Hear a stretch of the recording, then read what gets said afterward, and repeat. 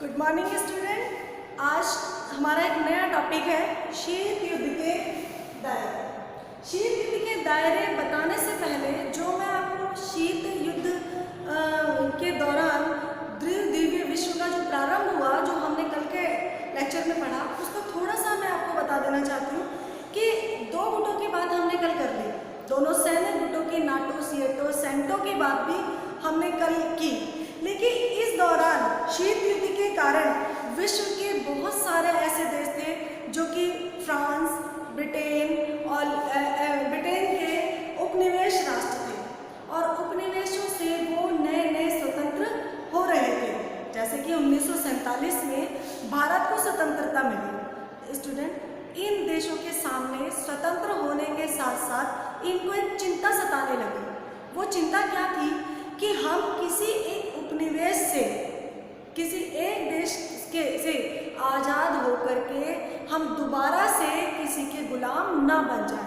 गुलाम मतलब दो गुट, जो पूरा का पूरा विश्व जो दो गुटों में बट गया था, बना हुआ था यूएसए और यूएसएसआर, ठीक है, महाशक्तियों में बट गया था।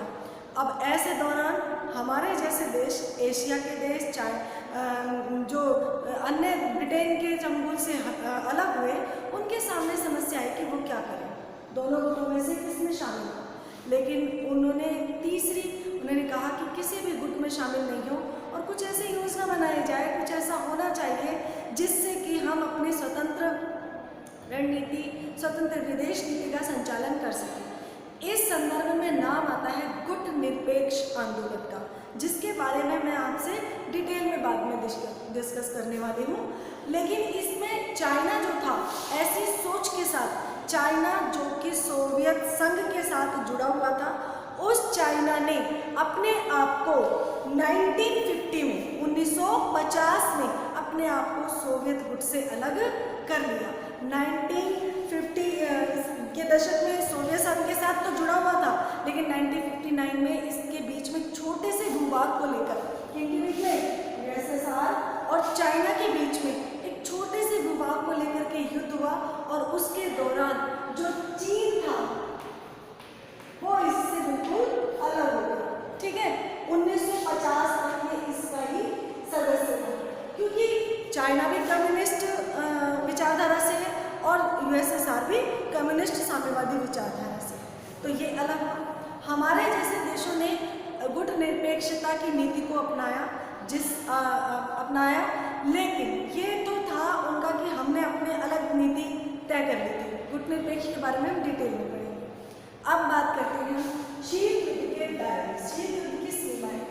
शीत युद्ध दोनों महाशक्तियों के बीच में जो चल रहा था, उसकी कुछ सीमाएं थी, बहुत सारी बड़ी बड़ी घटनाएं घटित हुई, लेकिन फिर भी ये युद्ध अपनी सीमा में रहा।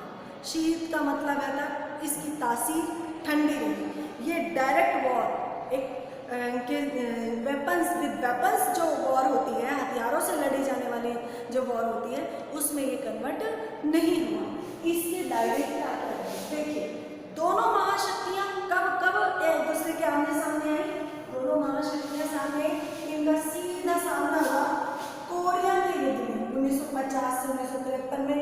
जो कोरिया का युद्ध हुआ, तब ये महाशक्तियाँ दोनों आमने सामने हो गई, और ऐसा लगने लगा कि बस अब इनमें तीसरा विश्व युद्ध होने वाला है।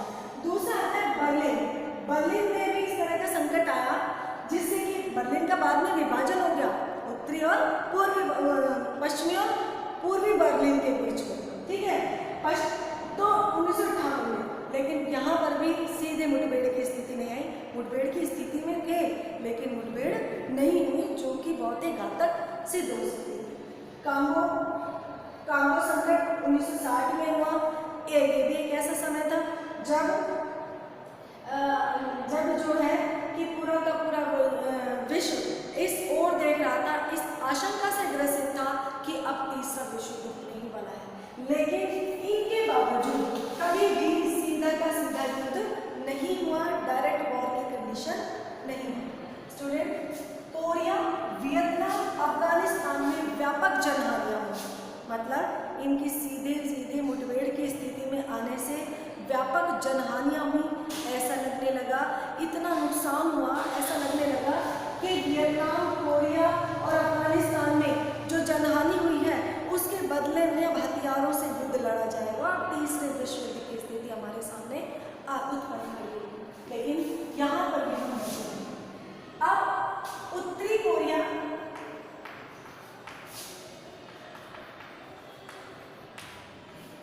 और दक्षिणी कोरिया, दक्षिणी कोरिया का जो मामला था उसमें भारत जैसे देश के प्रथम प्रधानमंत्री कौन थे? पंडित जवाहरलाल नेहरू ने उत्तरी कोरिया और दक्षिणी कोरिया की जो समस्या थी उसको सुलझाने में अपनी मध्यस्थता दिखाई। क्योंकि देखिए, कोरिया की समस्या 1950 में, हम लोग स्वतंत्र हो चुके थे 1947 में। उस समय हमारे प्रथम प्रधानमंत्री थे पंडित जवाहरलाल नेहरू। हमने एक अपनी स्वतंत्र विदेश नीति, गुटनिरपेक्षता की नीति हमने अपना ली थी। गुटनिरपेक्षता की नीति के बारे में मैं आपको बताना चाहूँगी कि गुटनिरपेक्ष दोनों गुटों से अलग रहने की नीति थी, अपनी स्वतंत्र विदेश नीति बनाए रखने की स्थिति।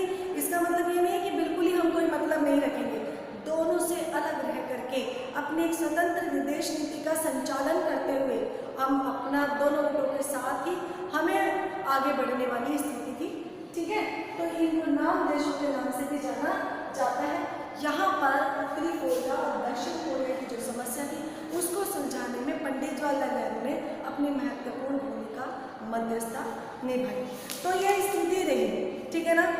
इस कांगो संकट में संयुक्त संघ के महासचिव थे, संयुक्त राष्ट्र संघ के जो महासचिव थे उन्होंने भी बहुत ही महत्वपूर्ण भूमिका निभाई। क्योंकि यूएनओ आपको पता ही है 1945 24 अक्टूबर 1945 को संयुक्त राष्ट्र संघ का गठन किया गया और उनके जो महासचिव थे उन्होंने कोरिया के जो युद्ध है उस संकट को टालने में भी अपनी महत्वपूर्ण भूमिका निभाई। ठीक है ना। इस तरह से अंतर्राष्ट्रीय मामलों की जिम्मेदारी भरा बर्ताव किया बहुत सारे जो बाहर के राष्ट्र जो कि इन दोनों गुटों में शामिल नहीं थे, इनसे अलग जो राष्ट्र थे, उन लोगों ने अपनी एक रेस्पॉन्सिबिलिटी समझी कि हम तृतीय विश्व युद्ध जैसी स्थिति नहीं आने देना चाह सकते और उन्होंने इन दोनों गुटों के बीच में इन समस्याओं को सुलझाने में बहुत ही महत्वपूर्ण भूमिका का निर्वाह किया।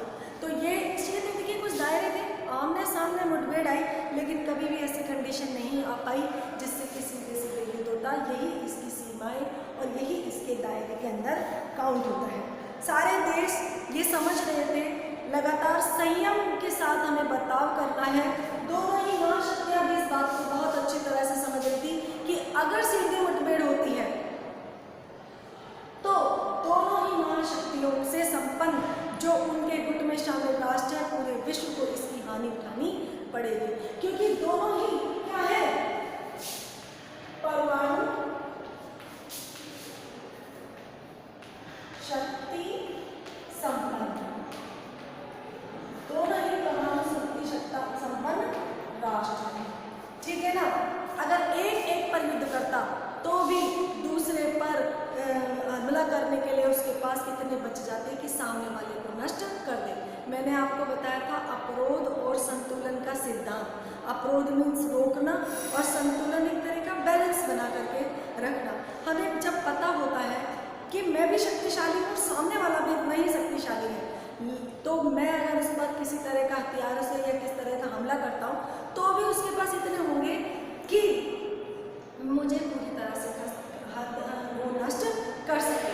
तो ऐसी स्थिति में सब युद्ध से बचना चाहते हैं। तो ये शीत युद्ध के दायरे रहे जहाँ पर शीत युद्ध जो था वो सीधे वॉर, सीधे युद्ध की स्थिति में नहीं आया, इससे विश्व बचा।